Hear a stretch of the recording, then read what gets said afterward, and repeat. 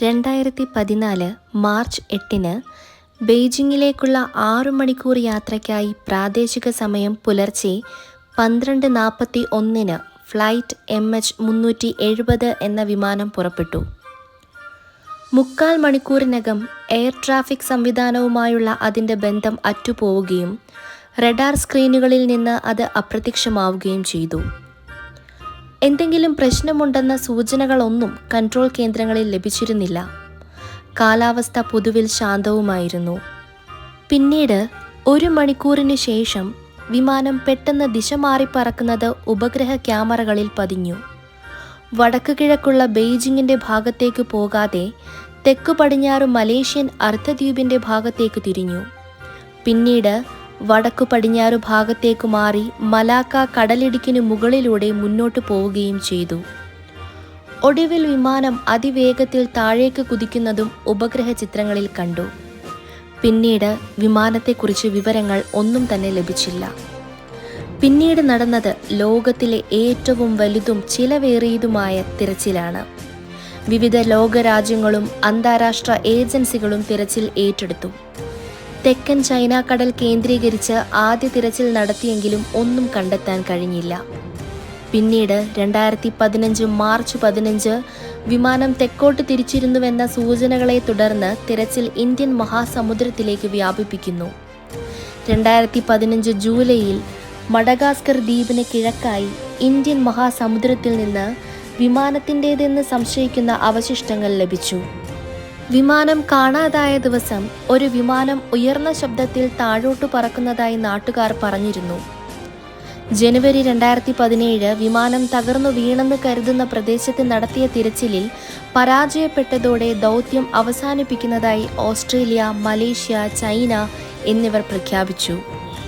ജനുവരി 2018 വിമാനത്തിലുണ്ടായിരുന്നവരുടെ ബന്ധുക്കളുടെ സമ്മർദ്ദത്തെ തുടർന്ന് US സ്വകാര്യ കമ്പനിയായ ഓഷ്യൻ ഇൻഫിനിറ്റിയെ മലേഷ്യ തിരച്ചിൽ ദൗത്യം ഏൽപ്പിക്കുന്നു. മെയ് 2018 ഓഷ്യൻ ഇൻഫിനിറ്റിയും പരാജയപ്പെട്ടതോടെ തിരച്ചിൽ അവസാനിപ്പിക്കുന്നെന്ന് മലേഷ്യ വീണ്ടും പ്രഖ്യാപിച്ചു.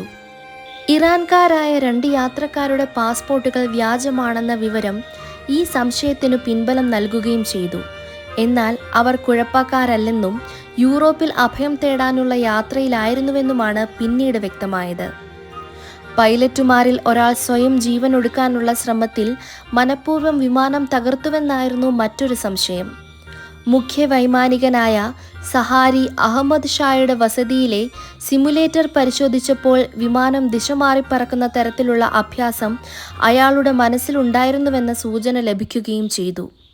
വിമാനം കാണാതാകുന്നതിന് ഏതാനും ദിവസം മുൻപായിരുന്നു മലേഷ്യയുടെ മുൻ ഉപപ്രധാനമന്ത്രി അൻവർ ഇബ്രാഹിമിനെ ഒരു കേസിൽ 5 വർഷം തടവിന് ശിക്ഷിച്ചുകൊണ്ടുള്ള ഹൈക്കോടതി വിധി. പൈലറ്റ് ഷാ അദ്ദേഹത്തിൻ്റെ ആരാധകനായിരുന്നുവെന്നും കോടതി വിധിയറിഞ്ഞ് അസ്വസ്ഥനായെന്നും അത് അയാളെ ആത്മഹത്യയ്ക്ക് പ്രേരിപ്പിച്ചുവെന്നുമെന്നായിരുന്നു മറ്റൊരഭ്യൂഹം. വിമാനം തകർത്ത് പൈലറ്റ് ആത്മഹത്യ ചെയ്യുന്നത് അവിശ്വസനീയമാണെങ്കിലും അസംഭവ്യമല്ല. അത്തരം 8 സംഭവങ്ങൾക്ക് കഴിഞ്ഞ 3 പതിറ്റാണ്ടുകൾ സാക്ഷ്യം വഹിക്കുകയുണ്ടായി. ഏറ്റവും ഒടുവിൽ 1999 ഈജിപ്തിൻ്റെ ന്യൂയോർക്ക് കൈറോ വിമാനം അറ്റ്ലാന്റിക് സമുദ്രത്തിൽ തകർന്നു വീണ് 200 പേർ മരിച്ചു. പൈലറ്റ് മനഃപൂർവ്വം വിമാനം തകർക്കുകയായിരുന്നുവെന്നാണ് 2 വർഷത്തെ അന്വേഷണത്തിന് ശേഷം കണ്ടെത്തിയത്. വിമാനത്തിനകത്ത് പെട്ടെന്ന് ഓക്സിജൻ ഇല്ലാതാവുകയും എല്ലാവരും ബോധരഹിതരാവുകയും ചെയ്തു. തുടർന്ന് യന്ത്രനിയന്ത്രണത്തിൽ വിമാനം മണിക്കൂറുകളോളം മുന്നോട്ടു പോയി. ഒടുവിൽ ഇന്ധനം തീർന്നതോടെ തകർന്ന് കടലിൽ വീഴുകയും ചെയ്തു. ഇതായിരുന്നു മറ്റൊരു തിയറി. വിമാനം ഇന്ത്യ സമുദ്രത്തിൻ്റെ ഭാഗത്തേക്ക് പറക്കുകയായിരുന്നു.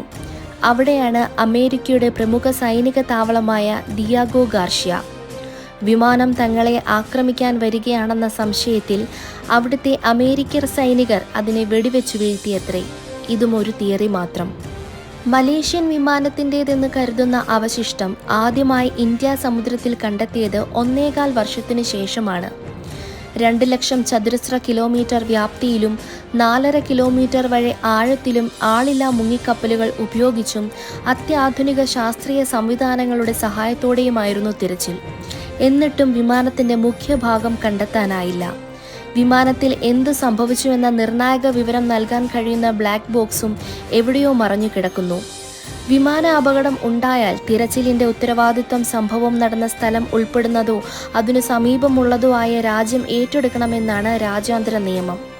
മലേഷ്യൻ വിമാനം തകർന്നു വീണതായി കരുതുന്നത് ഓസ്ട്രേലിയയ്ക്ക് സമീപമാണെന്ന നിഗമനത്തിൽ ആ രാജ്യമാണ് തിരച്ചിലിന് നേതൃത്വം നൽകിയത്.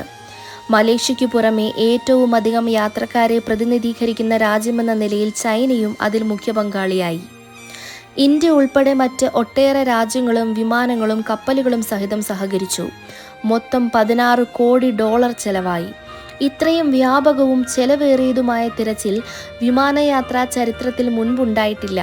ഇനിയും തുടരുന്നതിൽ അർത്ഥമില്ലെന്ന് കണ്ട് 2017 ജനുവരിയിൽ തിരച്ചിൽ അവസാനിപ്പിച്ചു.